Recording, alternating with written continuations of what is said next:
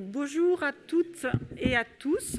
Merci beaucoup d'être présents pour cette deuxième journée scientifique de la plateforme nationale pour la recherche sur la fin de vie, qui est aussi un moment important puisque c'est l'occasion de lancer le programme de recherche interdisciplinaire fin de vie, qui est la suite de tout le travail qui a été mené par la plateforme depuis sa création et qui aujourd'hui nous permet de franchir une nouvelle étape.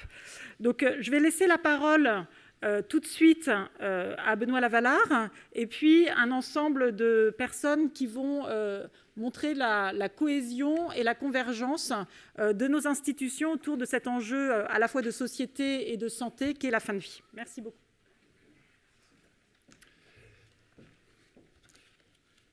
Merci bien pour cette invitation. Merci au ministère de la Santé de nous accueillir ici et pour cette belle journée de lancement d'un programme très innovant.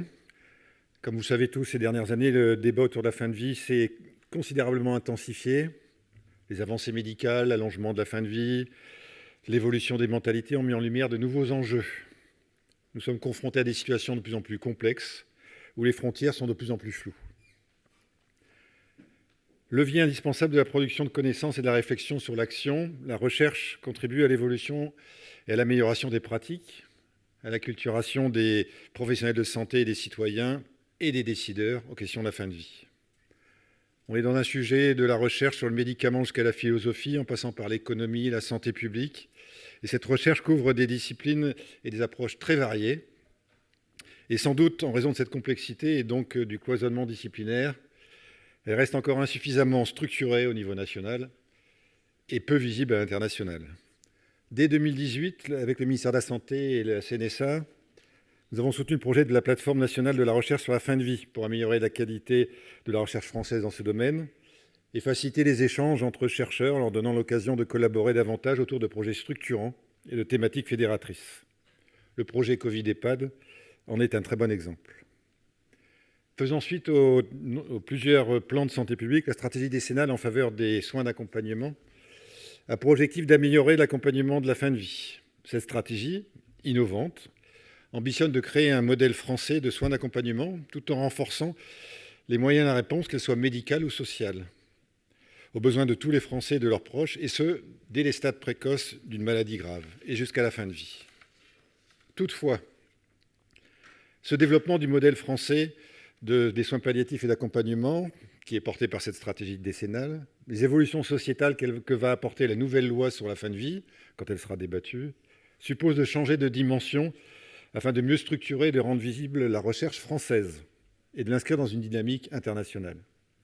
C'est pourquoi le ministère de la Recherche a sollicité l'Agence de programme en santé pour l'élaboration et la mise en œuvre d'un ambitieux programme de recherche autour de la fin de vie. Ce programme sera bien évidemment orienté vers les questions de la fin de vie et des soins d'accompagnement et devra être conçu de manière à maximiser les collaborations entre les différents acteurs de la recherche académique, à attirer des chercheurs et des équipes d'autres thématiques sur cette thématique. Et il a également pour but d'éclairer les décisions publiques et notamment les projets de loi portant sur la fin de vie. Ce programme devra s'intégrer harmonieusement avec les autres initiatives gouvernementales, telles que la plateforme de recherche, bien sûr, le programme hospitalier de recherche clinique, les appels à projets de l'INCa, les appels à projets de l'ANR et les projets de l'ANR, le renforcement de la filière universitaire en soins palliatifs et les initiatives en sciences humaines et sociales. Une attention toute particulière devra être portée aux nouveaux sujets de recherche induits par cette nouvelle loi à venir et par la stratégie décennale, et notamment les questions de la limite de la souffrance, qu'on peut appeler de la souffrance existentielle ou de la souffrance réfractaire, question en rapport direct avec la question de l'aide à mourir. Je remercie l'Agence de programme en santé d'avoir accepté ce défi. Et Hippocrate disait « La vie est courte, l'art est long, l'occasion fugitive, l'expérience trompeuse, le jugement difficile. » Je vous remercie.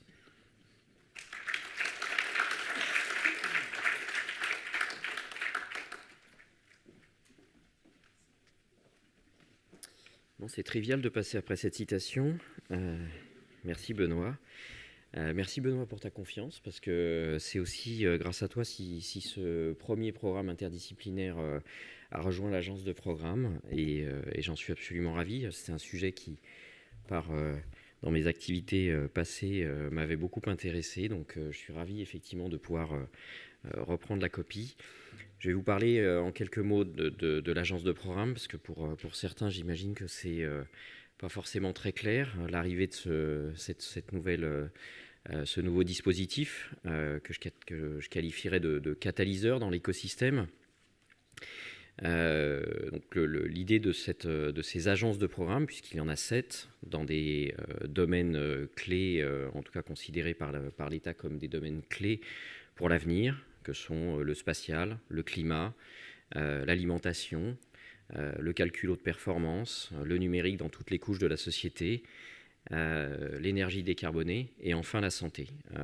Et la santé, donc l'agence de santé a été confiée à l'INSERM, réunit l'ensemble de la recherche française dans le domaine de la santé, à savoir au sein des organismes nationaux de recherche, CNRS, CEA, INSERM, CNES, INRAE, INRIA, la recherche dans les universités, la recherche dans le soin, la recherche dans un certain nombre d'organismes, tout ce qui concerne les agences qui génèrent des données, des agences qui évaluent, des agences aussi payeurs autour du sujet de la santé et du sujet de la recherche dans la santé, et enfin le monde socio-économique, les patients et les industriels de ce secteur.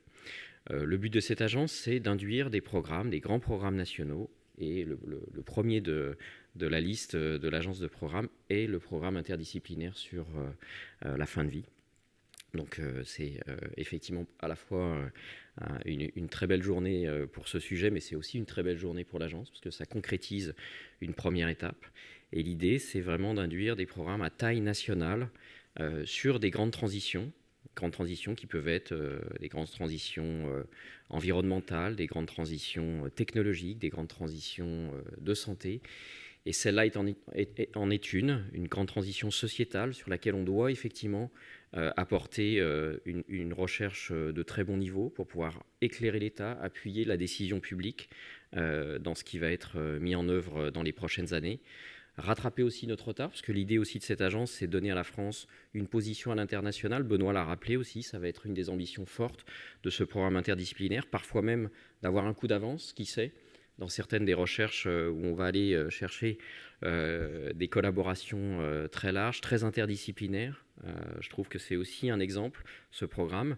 Et j'espère qu'il va aussi, et Benoît ne l'a pas dit, mais pour moi ça va être très important, c'est que ce programme doit aussi nourrir les autres, c'est-à-dire les autres programmes qui sont lancés. On a France Vaccin qui est en cours d'évaluation. On a d'autres programmes sur les maladies neurodégénératives, sur les maladies chroniques inflammatoires, sur la transplantation. Et moi, ce que j'aimerais, c'est aussi que ce programme puisse nourrir, dans sa capacité interdisciplinaire, à apporter aussi des réflexions sur les autres programmes. Et évidemment que les autres programmes puissent aussi apporter des pratiques qui viendront nourrir. Et d'où cette agence qui va centraliser ces différents programmes et qui va aussi pouvoir les faire communiquer entre eux, faire des appels à projets communs, faire travailler les équipes de chercheurs sur ces différentes thématiques. Donc voilà, un grand bravo, parce que je dois souligner le travail de Régis et de Sarah, qui ont structuré en un temps record les différentes instances qui vont conduire à ce programme interdisciplinaire sur la recherche sur la fin de vie. Donc merci beaucoup pour votre confiance et ravi en tout cas de pouvoir être dans l'aventure. Merci beaucoup.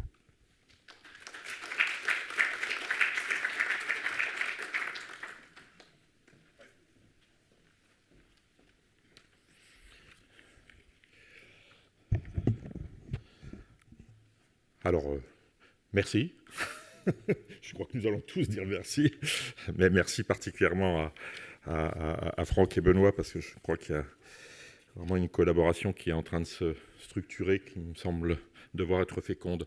Moi, je voudrais juste en quelques minutes vous retracer toutes les étapes qui mènent à cette création d'un programme de recherche. Ça me semble quand même relativement important. Puis je pense que mes cheveux blancs m'autorisent à faire un peu d'histoire. Je me souviens de cette période initiale de l'émergence des soins palliatifs qui interrogeait en quelque sorte la dimension éthique du progrès, il y a une vingtaine, une trentaine d'années, interrogeant les limites du savoir, si lorsque les avancées de la médecine réelle engendraient de la souffrance, il fallait que nous prévoyions d'accompagner cette souffrance et nous ne le faisions pas. C'était le cas dans le champ du cancer. C'était l'évidence lors de l'épidémie de sida où nous étions un peu impuissants devant la souffrance, devant la douleur, qui étaient les seuls leviers sur lesquels nous aurions pu agir à cette époque-là. Ça a été la naissance de ce mouvement militant qui a été celui des soins palliatifs et dans la fin des années 80, avec la circulaire Laroque, la création d'une structuration progressive de cette dimension nous a semblé importante. Parallèlement à ça, et petit à petit, est apparue la nécessité d'interroger la place de la médecine et des rapports de notre société à la question de la mort, à la question de la fin de vie, de la finitude, de la souffrance humaine. Et progressivement, il est devenu évident qu'il fallait passer d'un militantisme initial justifié à une approche plus factuelle, basée sur des données, pour aborder par la recherche un thème central pour l'homme dans son environnement social, pour nourrir le débat public, dont vous savez qu'à chaque fois qu'il est convoqué, il est assez mouvementé, parfois pour rester... c'est étonnant de voir le hiatus qui existe entre un débat tendu et un manque de données pour pouvoir alimenter ce débat. Donc, tout cela nous a amené petit à petit à pousser vers la structuration, ce qu'on pourrait appeler une filière de recherche. Mais on y allait doucement parce qu'on partait de rien, littéralement. On y allait progressivement avec la création de l'Observatoire national de la fin de vie. Je regarde mes notes, mais en 2010, dans le cadre d'un des précédents plans de développement des soins palliatifs, on avait créé cet observatoire pour produire des données initiales pour essayer d'éclairer ce dont nous parlions. Nous avons ainsi rendu plusieurs rapports relatifs à la fin de vie des personnes âgées, la fin de vie à domicile, la fin de vie chez les personnes qui présentent un handicap, la fin de vie des migrants. Ces rapports ont été assez structurants et nous ont amené ensuite à dire qu'il faudrait passer de l'observation à la recherche. C'est ainsi, et dans ce contexte-là, qu'avec Benoît, déjà, nous avons pensé la création de la plateforme nationale de recherche, dont la finalité devait être l'émergence de production de données, de recherche, mais la nécessité de structurer tout cela. On a vite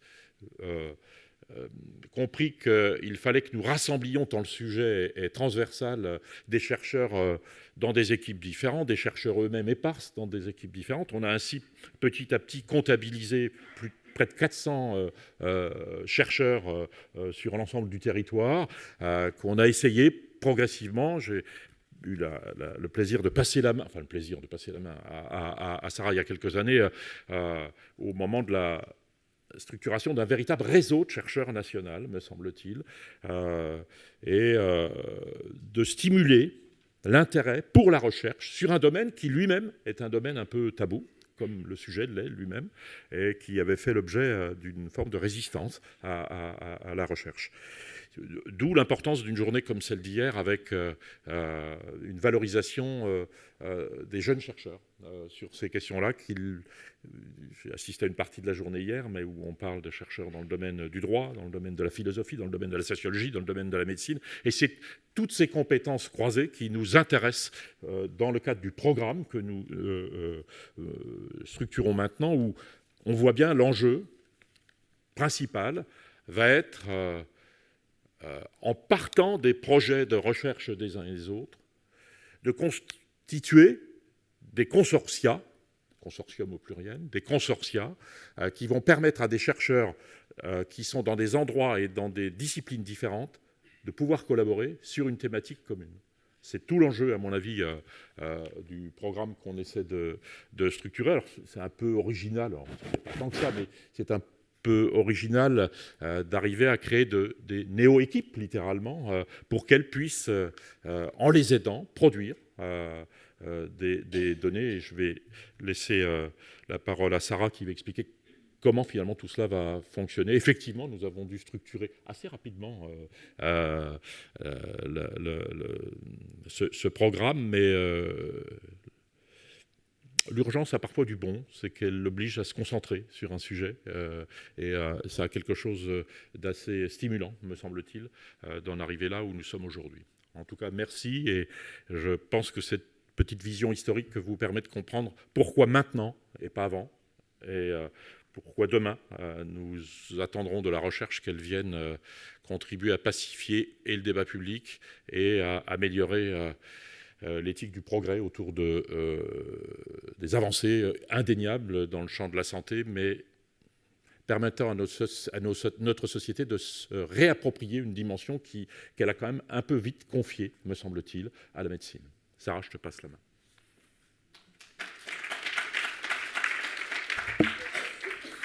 Merci beaucoup. Donc effectivement, le lancement du programme s'inscrit dans une histoire et a pour fonction de continuer à construire l'histoire dans un enjeu de santé publique, de démocratie et de prise en compte des enjeux anthropologiques mobilisés par la fin de vie. Alors concrètement, c'est aussi un programme qui est le vôtre, hein, c'est-à-dire qu'il a été construit le plus possible à partant de la recherche qui se fait déjà sur le terrain, une recherche interdisciplinaire que la plateforme observe, essaye de structurer et de stimuler. Et dans cette logique, on a constitué un certain nombre de groupes de travail, de conseils scientifiques, notamment celui de la plateforme et puis maintenant celui du programme, où on essaye de comprendre ce qui serait le plus opportun, le plus efficient pour continuer à travailler ensemble. Donc ce qui a émergé, c'est effectivement une logique de montage de consortium sur des thématiques qui ont été discutées par le conseil scientifique de la plateforme et par le conseil scientifique du programme. Donc ces consortiums, ils doivent être interdisciplinaires puisque la fin de vie est un objet complexe, qui a de multiples dimensions, dans lesquelles, on l'a vu hier, il ne faut pas oublier aussi les enjeux concernant les aidants, les professionnels de soins, bien sûr. Donc, c'est aussi des consortia qui ont une vocation à être multisites, puisque ce qui est ressorti du rapport de la Cour des comptes, de la Convention citoyenne, c'est la disparité territoriale. Donc cette question territoriale, elle est au cœur d'une réflexion, notamment sur les inégalités en santé. Et donc ce qu'on lance aujourd'hui, c'est ce programme qui va essayer de fédérer des communautés de chercheurs interdisciplinaires avec un enjeu de transfert vers le soin, c'est-à-dire d'avoir des données, de produire des éléments de compréhension, d'analyse qui permettent d'améliorer les soins au sens large de la notion de soin, hein, pas forcément simplement le soin médical, hein, mais pour être dans une société qui soutient les personnes en fin de vie, les aidants, et invente aussi de nouveaux dispositifs de soins, donc avec une valence forte de la recherche avec et pour la société. Alors, un enjeu qui est apparu assez clair au sein des discussions des deux conseils scientifiques, ça a été le besoin de données sur la fin de vie. Donc, on aura toute une session aujourd'hui pour présenter un peu l'état des lieux autour des données de la fin de vie, ce qui manque, ce qui se fait dans d'autres pays, pour nous aider à réfléchir sur les enjeux stratégiques qui se jouent aujourd'hui pour la France. Et on a monté un groupe de travail sur la question des données. Et puis, deux autres défis ont été identifiés. Un premier autour de la souffrance, donc qui englobe, au-delà de la douleur, des aspects effectivement existentiels, mais aussi qui touche pas seulement les personnes concernées, mais les aidants et aussi d'ailleurs les professionnels de santé. Donc on aura une session aujourd'hui sur cette question de la souffrance pour montrer comment est-ce qu'elle peut faire converger des regards interdisciplinaires pour mieux comprendre et accompagner la souffrance. Et puis deuxième défi, la question de l'anticipation, donc reprendre la question de la fin de vie dans des trajectoires de vie, des trajectoires de santé, avec un point d'attention sur les bénéfices liés à une anticipation des enjeux de la fin de vie et des soins palliatifs. Donc, de façon assez naturelle, ce sont ces trois grands enjeux qui, aujourd'hui, vont structurer le lancement du programme.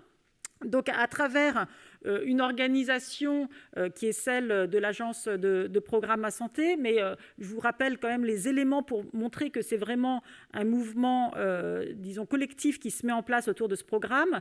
Donc, un bureau de coordination scientifique qui est émané essentiellement de la plateforme nationale, donc qui capitalise sur le travail qui a été mené sur les 6 dernières années.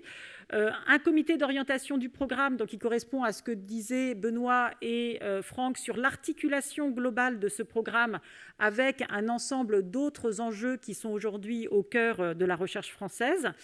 Un conseil scientifique qu'on a voulu nourrir notamment par de jeunes chercheurs, puisque Régis et moi, on a tous les deux des cheveux blancs, et qui nous semble important de se projeter dans la recherche de demain.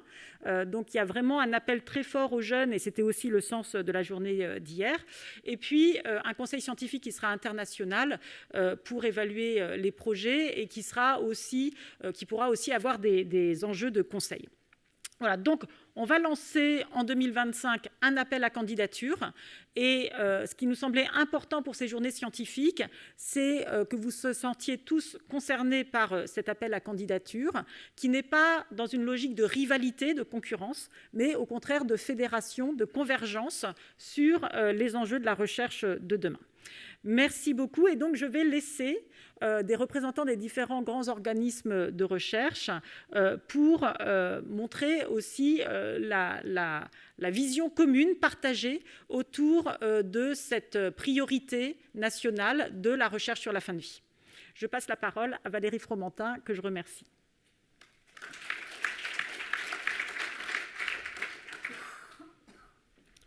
Alors, je voudrais tout d'abord remercier chaleureusement Régis Aubry et Sarah Carvalho pour leur invitation, mais aussi pour la visite qu'ils nous ont faite à l'ANR en juin dernier.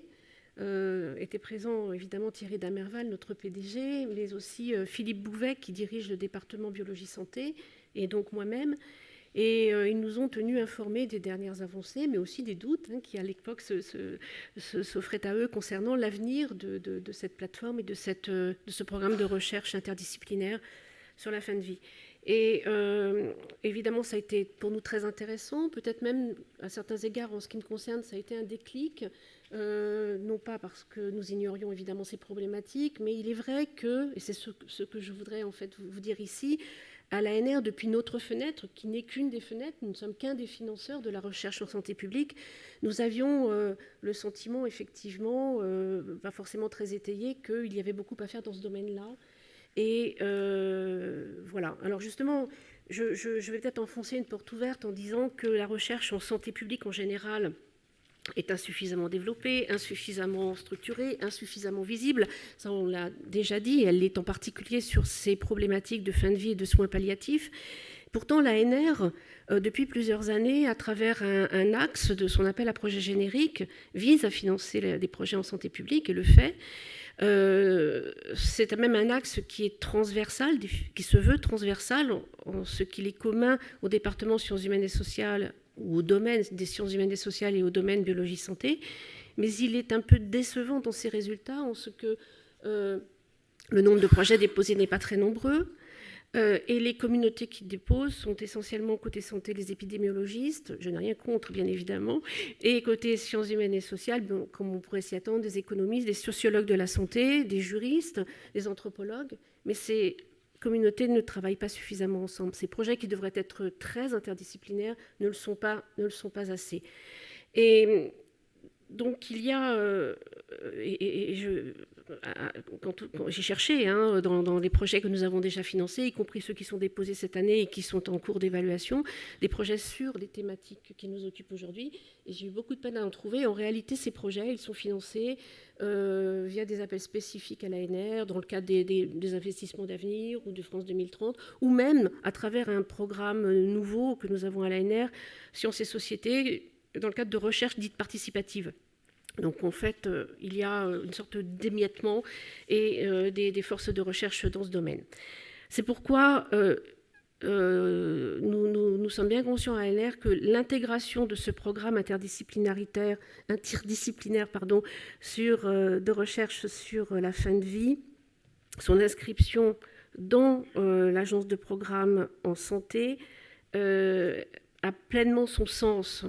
La recherche telle qu'on la mène à l'ANR ou pour l'ANR, c'est-à-dire curiosity-driven, libre, plus fondamentale qu'appliquée, ne suffit pas, clairement. C'est le diagnostic que j'ai voulu vous faire, ne suffit pas. Et là, il faut agir vite, là où il faut frapper fort, là où il faut mettre des moyens. Les agences de programme, évidemment, sont les instruments ad hoc. Il faut, comme cela a été dit, soutenir des consortia, enfin plutôt déjà aider des consortia interdisciplinaires à se former et les faire accéder à des standards internationaux de recherche de haut niveau, ce qui est déjà le cas pour certaines équipes ou pour certains chercheurs, mais il y a un vrai travail. C'est pourquoi l'ANR ne se contentera pas de regarder ce que fait l'agence de programme. Elle n'interviendra évidemment pas dans ce qu'elle fait. La philosophie générale est que nous agissions en complémentarité, mais nous avons quand même des outils en interne pour le faire, notamment le travail que nous faisons avec les communautés, en particulier SHS, dont l'acculturation aussi à ces questions-là est insuffisante. Eh bien, nous allons pouvoir le mener avec nos instruments à nous et en parfaite concertation, évidemment, avec, encore une fois, Régis Aubry et Sarah Carvalho. Un dernier point qui concerne les SHS. Comme vous le savez, elles ne relèvent d'aucune agence de programme en particulier et elles ont vocation non pas seulement à traverser les agences de programme ou les programmes des agences de programme, mais à les irriguer en profondeur. Et je me réjouis très sincèrement aujourd'hui que le premier programme financé par l'agence de programme en santé soit un programme où les SHS ont toute leur place, vraiment toute leur place, et je compte bien, à ma modeste place, faire tout pour qu'elles s'en emparent. Merci.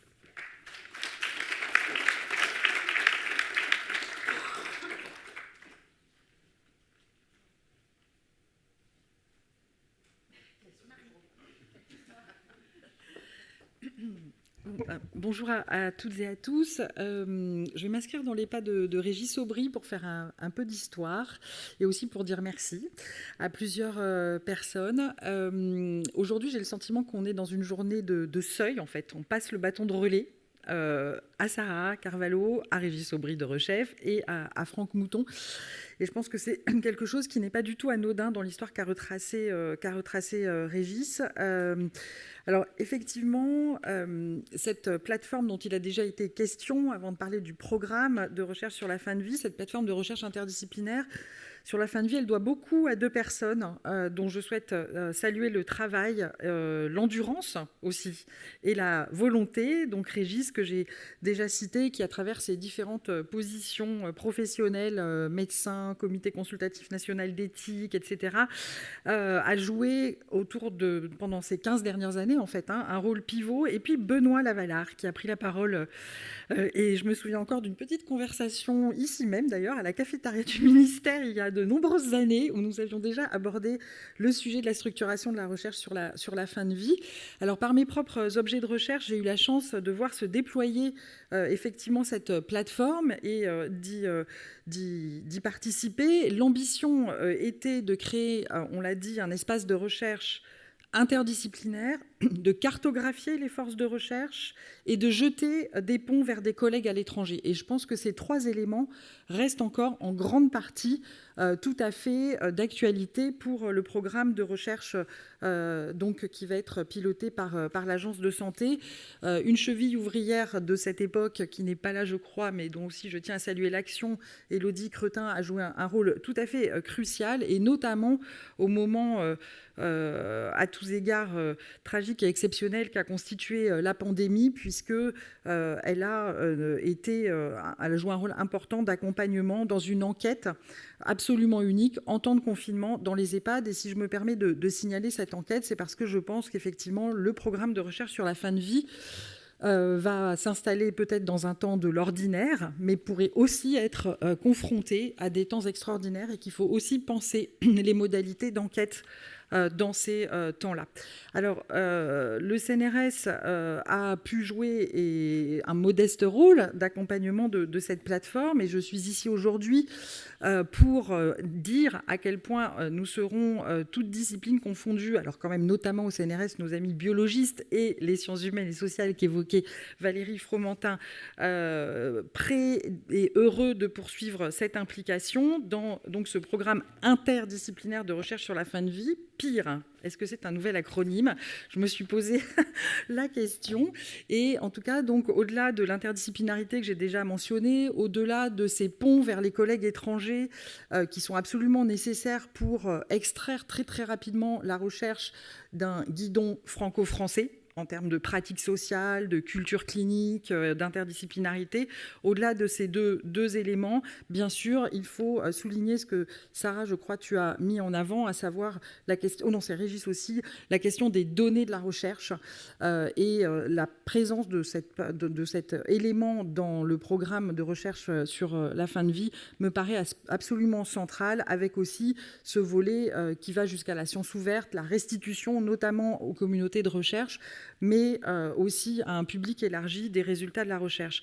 Alors, sans plonger dans le fond du sujet, depuis quelques jours, je tourne autour de cette idée qu'il y a une forme de paradoxe, ou en tout cas pour ma part de sentiment d'étrangeté à accoler santé et fin de vie, mais en réalité je m'y suis faite à cette idée, et je tiens à souligner aussi que dans de nombreux programmes de recherche interdisciplinarité que le CNRS a l'occasion ou dans lesquels le CNRS a l'occasion d'être présent aujourd'hui, il y a peu souvent des collaborations avec des équipes cliniques. Et je pense que ça, c'est aussi un élément absolument majeur de ce programme, qui est de ne pas seulement mélanger des professionnels de la recherche, mais aussi des praticiens. Et je dirais même au-delà, excuse-moi Régis, des soins palliatifs, puisque la fin de vie, c'est une problématique qui peut se poser dans les cancers pédiatriques, enfin pour de très très jeunes enfants.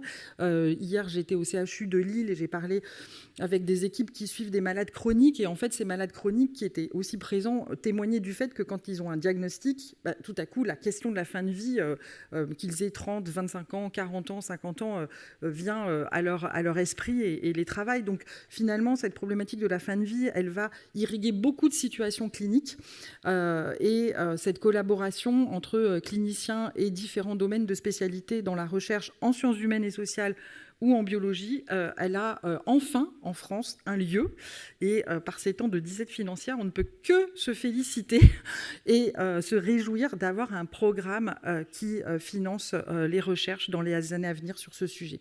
Donc je vous remercie, et puis je vous redis le soutien du CNRS à cette entreprise. Bon vent à Franck, Sarah et Régis.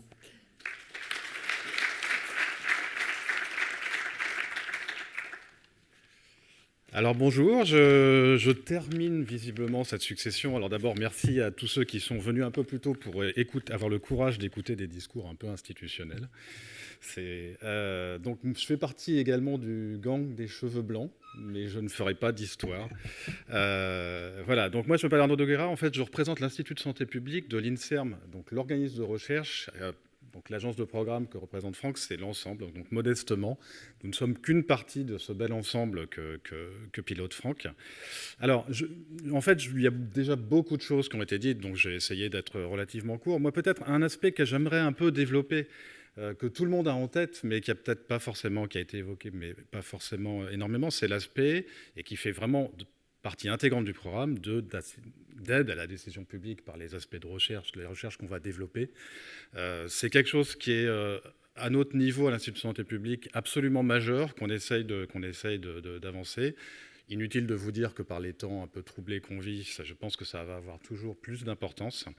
Et voilà, nous, en tant qu'organisme de recherche, et le CNRS, je sais, a exactement la même approche.